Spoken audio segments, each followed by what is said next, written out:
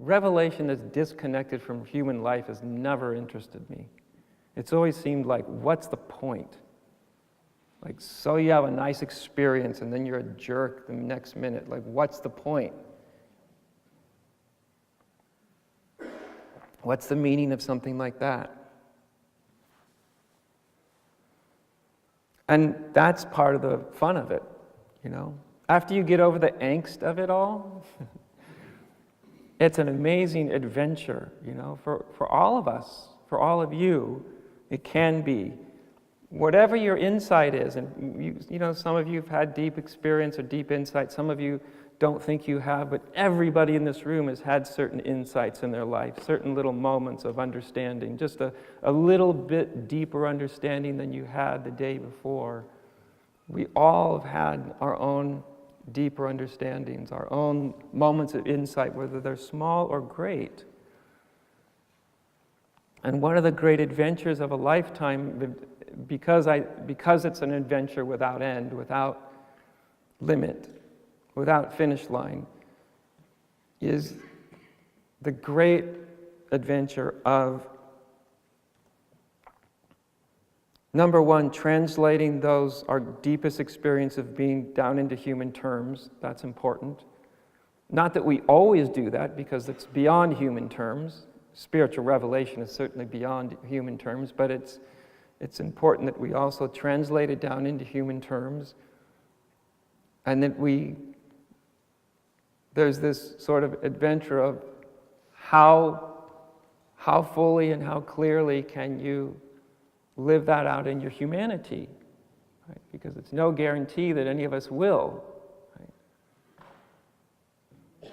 And so, at some point, that seems like a burden, you know, because you've experienced this big gap between what you've realized and who you are as a human being. It's always like, good Lord, you know. Like last week, I was meditating in my room, and I just seemed like a Buddha. And then, you know, I walked out of the room, and my kids wanted me to, whatever they wanted you to do, or whatever, you know. And it's like the Buddha just broke into a million pieces, and you're there, sort of humbled yet again for the 10,000th time in the last week. And there's a point, you know, where noticing that is sort of, you know, filled with angst and often a fair amount of judgment and some shame sprinkled in and all these sort of toxic human emotions and interpretations. But maybe after a little while you realize, like, that's not necessary. That just isn't necessary. Like, you still are a human being too. And you just stop, like, projecting perfection onto that human being or thinking that it should be just have every single bit of its act together and should be just a perfect expression of your own deepest insights. And you just sort of get off of yourself and relax a little bit, and you realize this is an adventure. This is like this is an exploration. Like, how deep can I take this? How embodied can I become? And you're not then angst-ridden about the big gap. You've accepted the damn gap, right? You're like, okay, so there's a gap between what I've realized in my better moments and who I am as a human being in my worst moments, for sure. But you realize, like, you can judge that and feel terrible about that, or you can get on with the business of, wow, I wonder how close these two can come. Right? Of course, the deeper levels of insight and realization show us that the human and the timeless are the same. But they're not just the same. They're the same and they're different. Like heads and tails of a coin. You know, the human mind always jumps between opposites, right? It's this way or it's that way. It's Reality seems to always come in these sort of nice paradoxes, right?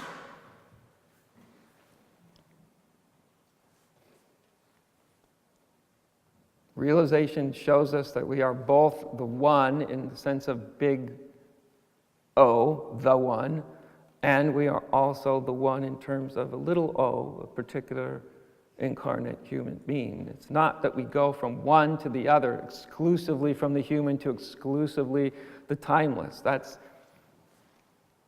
it's a nice dream, but it doesn't go. we get the whole package. We get the big one and the small one, and we get the adventure of the humanity growing into its true nature forever, because there's no limit. Doesn't seem to be a limit. To some people, when I say that, you can see a disappointment in their face. They're like, oh. It never ends, you know? Well, what ends is that angst-ridden, thing. It never ends. That can end, yes, that can end. That's the good news. That's the good news. The ego that's sort of waiting for a cosmic finish line. However you've defined that cosmic finish line, it's basically it's like I'll be really, really, really conscious so I can fall across the finish line, then I don't have to be conscious anymore. I'll wake up as long as I can go to sleep when I'm totally liberated.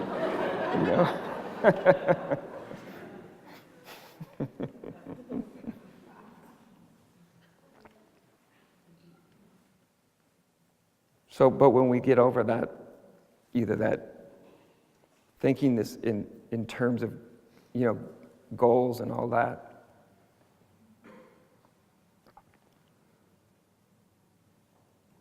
then it becomes, from the human perspective, then it just becomes an exploration. How deeply can I live out my own deepest knowings? How deeply can I do that? And what gets in my way? And am I ready to let go of what's in my way? Am I ready to see through it or work it out or do whatever I have to do so that it starts to give more space to my true nature? Not so I can go across the finish line. That's the human perspective. But from true nature's perspective, its perspective is like, let's see how embodied I can become.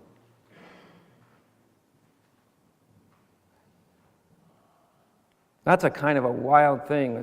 This is sort of theological language, the way I'll post this, and then I'll open it up for some questions if you have any. But it's a weird thing to think that, the human being, or not all, but a lot of human beings, especially in spirituality, are looking to sort of become, in some ways, disembodied, right? I want to realize my formless nature, right? And good, that's a good thing to do. That's sort of step one in terms of awakening. Wake up to that. That's essential.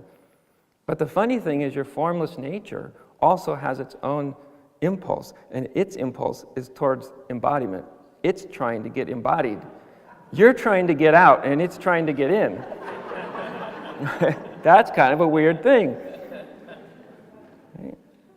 And I'm not saying that as just like theory or, if you don't experience this, don't take it as truth just because I say it. I was surprised to find this out myself. I didn't come upon it as ideas first. I was actually really surprised by hanging out in the formless for long enough, and all of a sudden you start to feel this impulse in the formless to be embodied, to literally be informed.